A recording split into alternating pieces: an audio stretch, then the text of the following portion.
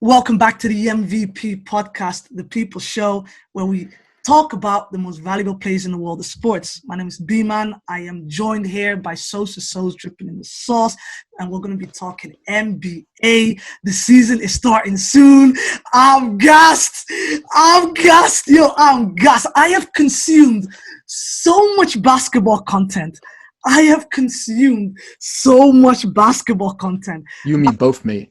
Like, this is Both. arguably the first season where I feel like I know everything that's going on.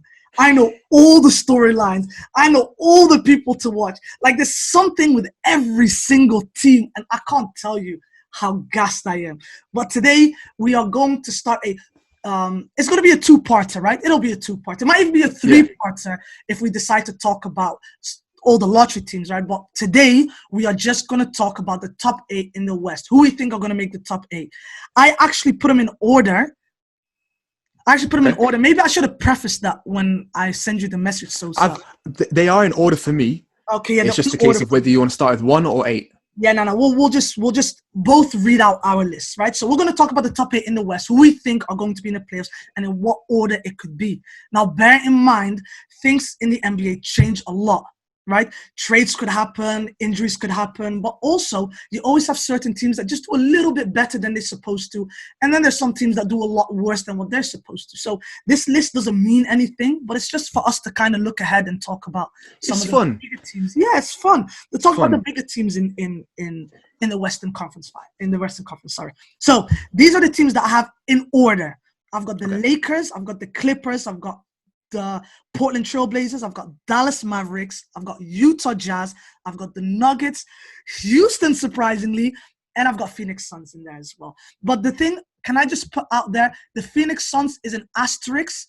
That could be one of 3 teams because that's the play-in situation comes in then. But I think Phoenix, right now, I like the look of them more than the other. Oh, wow. Yeah. Okay, so our teams aren't that different, but like actually, I tell a lie, they are different, except for the top 2. Top 2, I think we've got the same. Top 2, Lakers, Clippers, those are my top 2. Yeah. Then I had the Nuggets. Yeah, okay, we'll talk about that. We will talk about that. We will talk about it. But this is the thing. Then I had 4th, Dallas Mavericks. Those are the 2 I was thinking about swapping. Okay. After that, Rockets. Ooh. Yeah. Jazz. Yeah. Trailblazers, Golden State Warriors. Boy, we are going to talk about that. We are going to talk about this.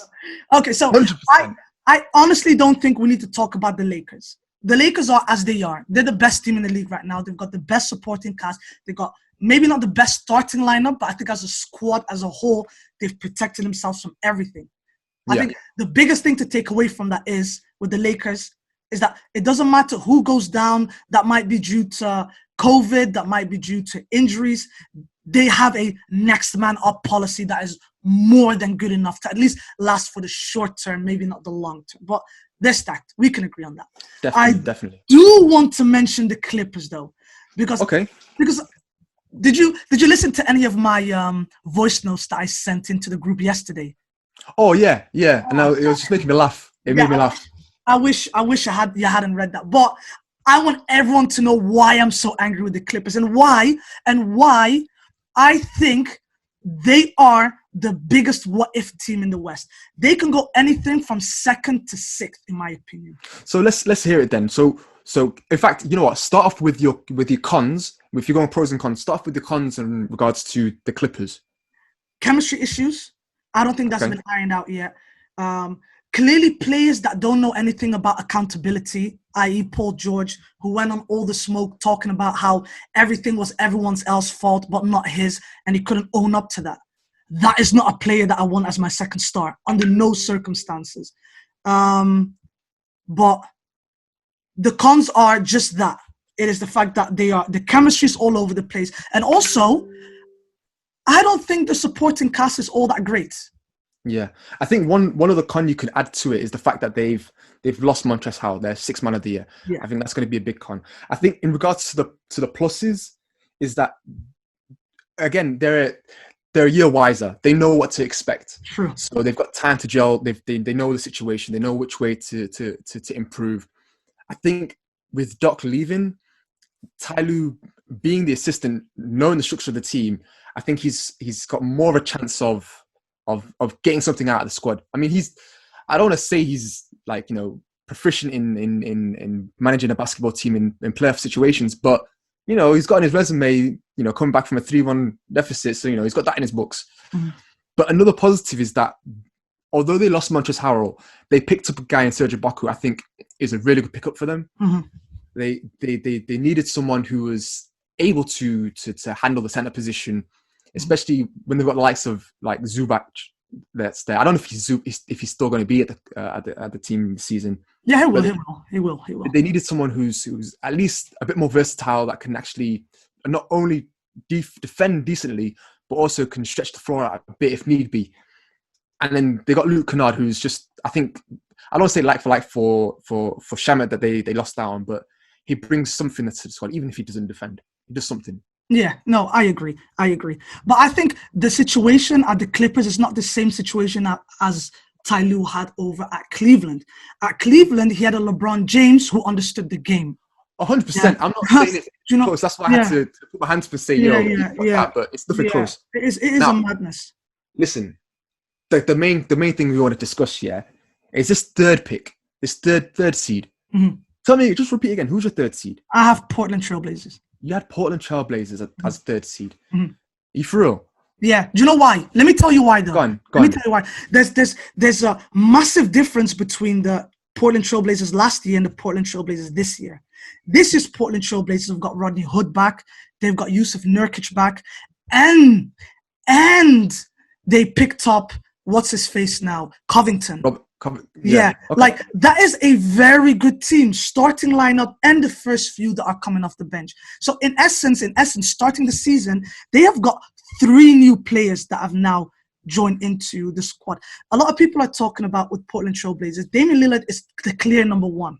But a lot of people say that McCollum is a second guy. I don't think McCollum is the second guy. I actually think McCollum is the third guy because Yusuf Nurkic is that good. I think is the third guy. And to have that nucleus alongside the pieces that they already have and how much weaker the West has gotten this year, that's why I put him up higher. And I am such a big Damian Lillard fan. I think they're going to kill teams this year, man. I wouldn't be surprised if they finish second. How about that? You know my history with Portland Trailblazers. Yeah. I don't want to be that guy. Yeah. I said that they're going to be a playoff team. Yeah.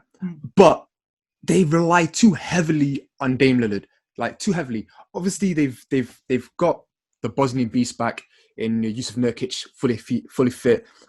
I think with the additions of Robert Covington, and don't forget my boy Harry Giles III. My boy. I still follow him on Instagram. Yeah. They have made slight improvements, and I say slight improvements to the roster. I think the return of Melo is okay. No. Listen, on the grand scheme of things, it's amazing if you're a Melo fan. Yeah. Yes. Okay, I'll give you that. But as far as impact to the team, it's not like crazy. But I know. Having said all that, I still don't believe them, man. I just don't believe them. Granted, they had trouble with Nurkic being injured, and I think this break they had for last season did wonders for them, and they managed to actually make it a competitive. In fact, they beat the Memphis Grizzlies in the playoff game, so I think give them credit for that. But there are other teams in this list that have already proven it, and I think they deserve a playoff spot, but I don't put them as high as. Was it third? I put him third. I think when Naeem watches this, he's going to be absolutely fuming. I don't think he rates him that highly as well. But I rate him highly. I rate Portland very highly.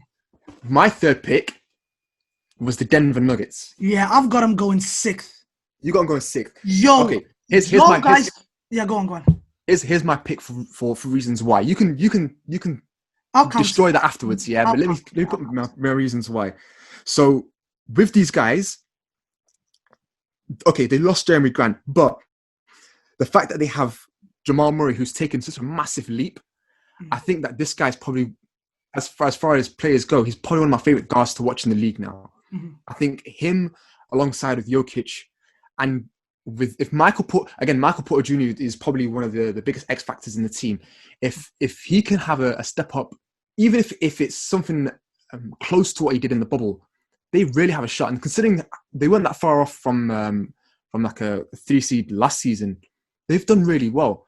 They may have lost some depth, but I think the players that they've got, the core they've got, have really improved. So that's my pick for them. That's the reason why. Do you know what my issue is with the Denver Nuggets? Is that they got a lot worse than they were last year. That's my problem. How'd you say a lot worse? To lose Grant and Plumlee, who were two key pieces in their title run last year, to let them go and then replace them with JaMychal Green. I mean, that's nice. I mean, it's nice. But do I trust Jamal Murray to repeat what he did in the playoffs last year? I don't know. Is Michael Porter Jr. going to be able to take a step forward? I don't know. The only thing I know is that Jokic is going to be a beast again. I just don't know if any of the other pieces are going to keep up that type of energy. You have to bear in mind, like, that the Jamal Murray that we saw in the playoffs was a different kind of animal. Oh yeah, you know what I mean? Special. But that kind of thing comes with urgency. That kind of thing comes with challenge. And I don't know if he can psych himself up enough in the regular season to warrant a third place finish. Like, not a lot of people have got that Mamba mentality of, I don't care when it is, I don't care what time it is, I don't care what day it is, I don't care what the level of competition is, I am going to kill you. Like, I don't think Jamal Murray has that, and that's my problem with it, man. Hey, bro, you're forgetting they got the X Factor in ball, fam. Ball. Anyways, listen, let's go to our fourth place. Dallas. Yeah, both Dallas. We both got Dallas, yeah? Yeah, we both got Dallas. Yeah. So I was thinking about putting Dallas as third, purely because Luka's that guy. Mm-hmm. Luka has just been that guy. The only concerns I have regarding this team is Kristaps. 100%. Kristaps. If Kristaps Porzingis can just stay healthy for, I mean, how many games to play in the season? 72 games-ish? Yep. If he can stay healthy for like 50, they're making that 3 seed. If he doesn't make 50 games, if he gets 45, then I'd probably say the fourth spot is probably like the most they're gonna get. I don't see they're getting higher. No. Well, what's your opinion? Do you know what? Paul George admitted that they struggled against Dallas Mavericks, which makes me believe that if Porzingis was fit, that they might have not even made it past the first round. But I just think that Luka is that good. I think Luka's that good. I think Luka's good enough to drag this team. I don't think there's much debate on that. So let's keep it moving. Let's keep it moving. Please. Who's your sixth? Fifth. Yeah, I've got the Utah Jazz. Utah Jazz. Yeah, I don't know where to put Utah Jazz. I don't know where to put them, honestly. So I've kind of got them, like, I think they're going to be around the 4th, 5th, 6th place, around that area. Like, they're a very good defensive team, and that's why they're going to be a playoff team. You're not wrong. You had them at 5th. I had them at 6th.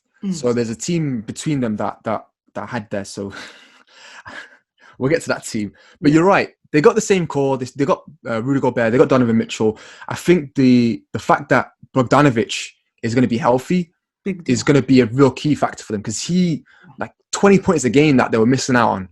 So it's going to make a big difference when he comes back. 15 and 20. It's between 15 and 20. Well, maybe when he was at Indiana, he was getting that most. Yeah. But he's a lights out shooter, and I think with him in the squad, they'll do a lot better. The only issue, though, can I just say, the only issue with the Jazz, though, is that I don't think the bench is all that cracked up to be. But the bench is lacking. Is lacking. That's what Schneider is there for. He can handle that. Let's go. I had as my 5th the Rockets. Yeah, that is weird. Do you know what?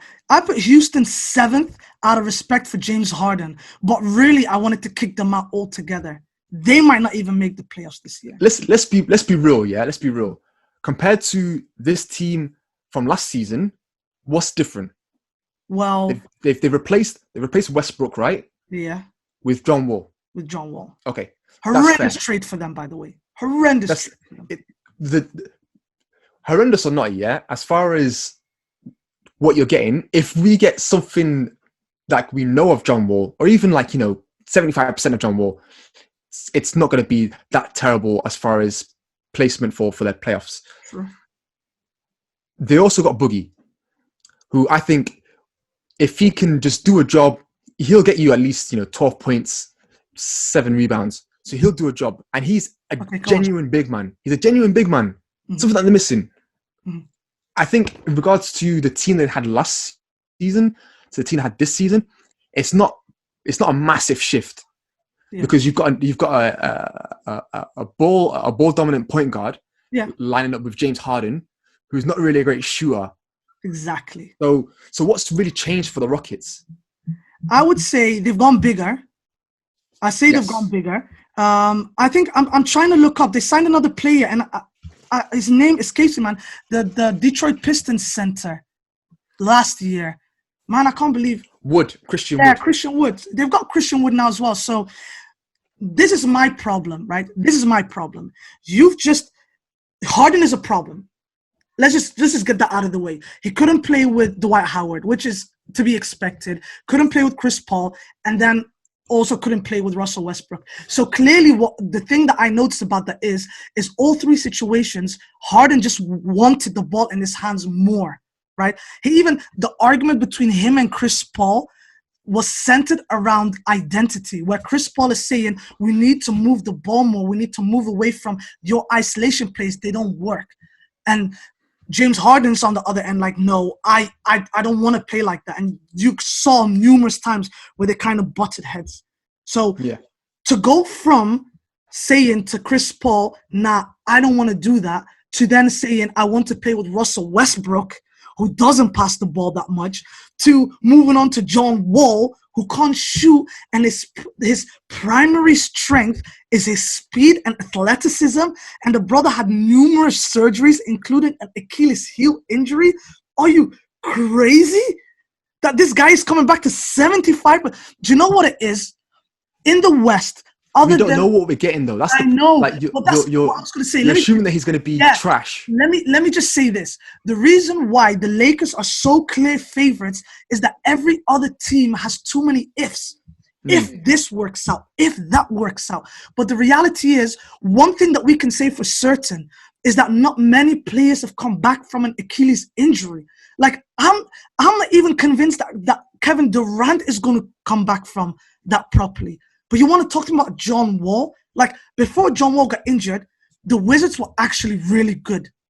Like, they were a John Wall away from making it to the Eastern Conference Finals to play the Cleveland Cavaliers. Instead of that what's it called now? The Atlanta Hawks, when they won like 60 wins. Was it Atlanta Hawks? Yeah. When they had 4 stars. And then they got swept by LeBron. Like, that year, they were tying 2-2, and they were the better team.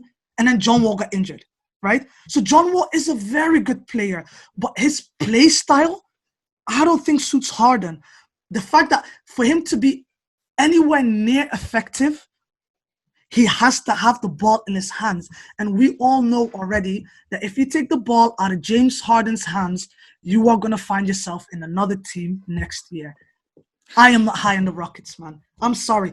Listen, whether you're high on them or not, that's fine. You don't have to be high on them. But as far as I'm concerned, like the limited amount of information that we know about John Wall's telling us he's healthy, he's the best that he's ever felt.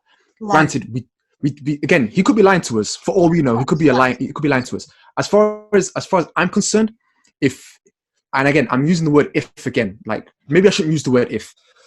One thing I can say is a guy who did come off an Achilles that didn't look that bad was my boy Boogie. Even though he played like 6 games, got injured again. Yeah, but was he that good on the Golden State Warriors?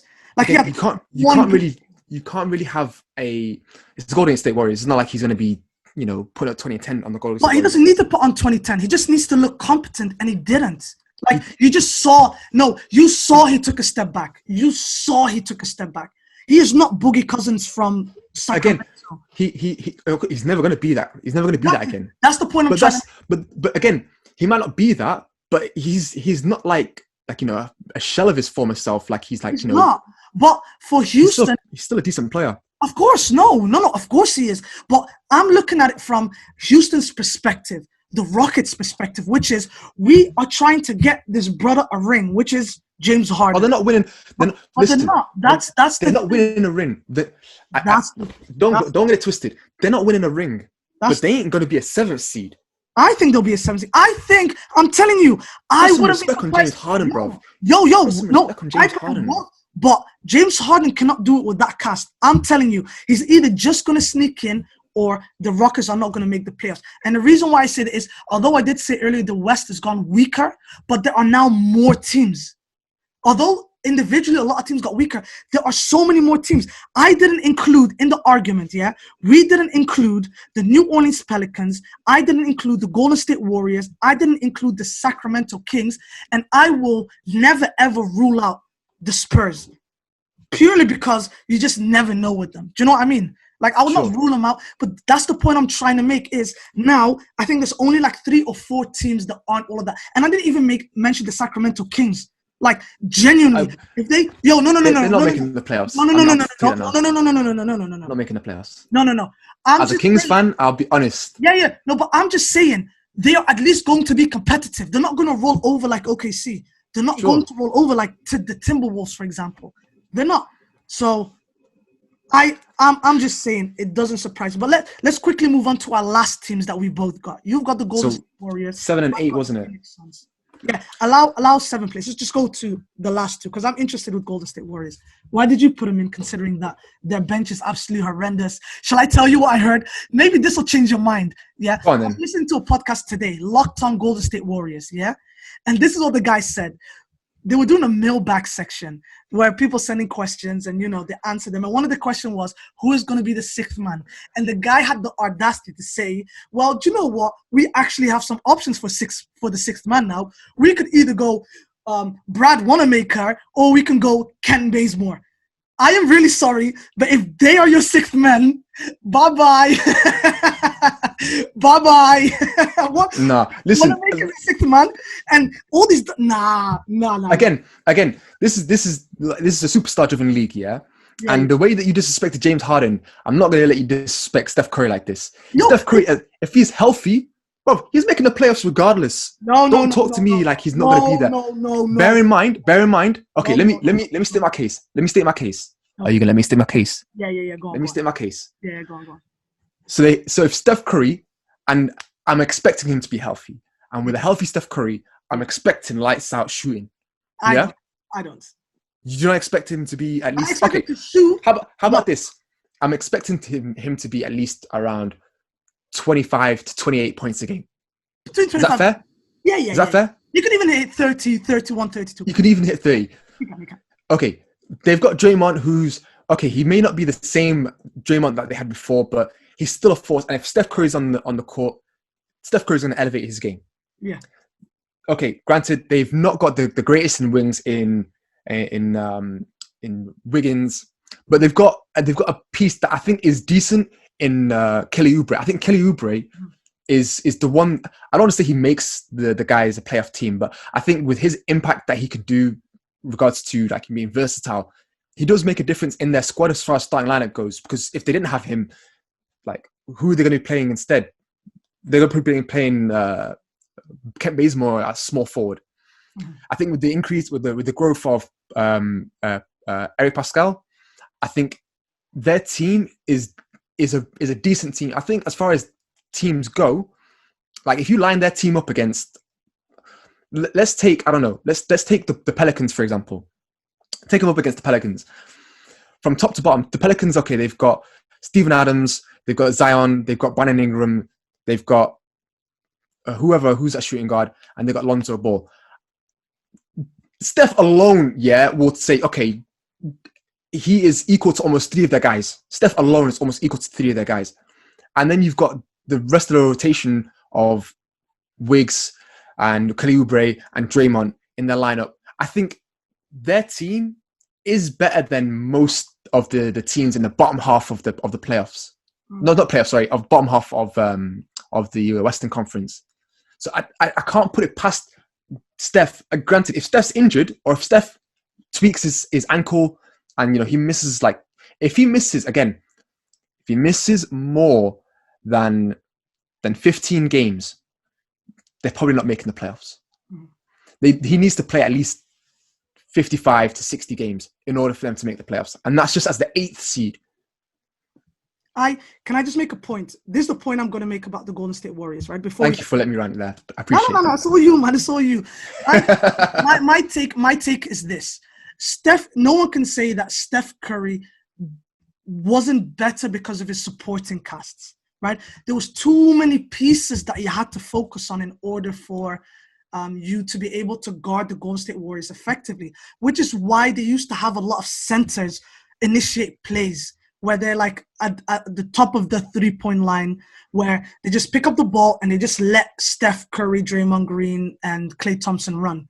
Now, we are now at a place where they don't have such centers anymore because now they've got Wiseman who has to learn the game. Right. But if you're telling me that the only person that I have to worry about is Steph Curry, like Andrew Wiggins, you go get 20, 25 points. Kelly Oubre, we might give you just shy of 20. But you know what? That Steph Donny, we'll try to keep him to as the lower end of the 20 points per game, right? Because we know that Steph Curry can affect the game in multiple ways. Multiple ways. If we can shut that outlet off, that little spark, if we can just get rid of that by just solely focusing on defense on Steph Curry, you have a massive, massive problem, man. A massive problem. Again, Steph Curry will still get his points. I'm just saying, on a night-to-night basis, it's going to be a grind for him because every single team now knows Klay Thompson is not there anymore. Let anyone else put up. I dare any of you to shoot. But by God, am I going to do everything in my power to make sure that that ball is not in Steph's hands. That's why I don't rate him that highly. Again, I think they'll be in the play-in position. They might even take that 8th spot. If Steph is fit for the whole year, they might do. At the end of the day, Steve Kerr is an unbelievable coach. I'm just saying, game plans now are going to be easier. And just to make matters just a little bit worse for the Golden State Warriors, like I mentioned, if Brad Wanamaker and Ken Bazemore are your 6th best players, I don't even want to know what comes after them. People are talking about Eric Pascal. Brother, Eric Pascal. You're talking about Eric Pascal. Hey, listen, he had a decent rookie season, man. What? That wasn't in a winning situation. That wasn't in a winning situation. His role and his output is going to be different when the pressure is on. That is a massive problem. I don't see it, man. We'll see. Who's your last pick? It was Phoenix, but I think we've run out of time. I think we're like getting closer to half an hour than we are to. That's your fault. You just like to go off on a tangent. I did one rant. You did like 7. I love basketball so much. I could rant about Phoenix Suns. I could talk about OKC right now. And we haven't even touched the East yet. Listen, I need to go shopping, so let's wrap this up, yeah? I need to buy some groceries. Yeah, you're by all means, man. So, lead us out, man. Not lead us out, but actually, it's a matter of lead us out, man. Lead us out. Guys, if you like the video, please go ahead and like the video. Subscribe if you're new, share with your friends. We do appreciate all the love and support that you've been giving us. I've been Sosa with the sauce. He's been B-Man. This has been the MVP podcast. Yo, guys, peace. Peace. I did the peace sign. I normally wave.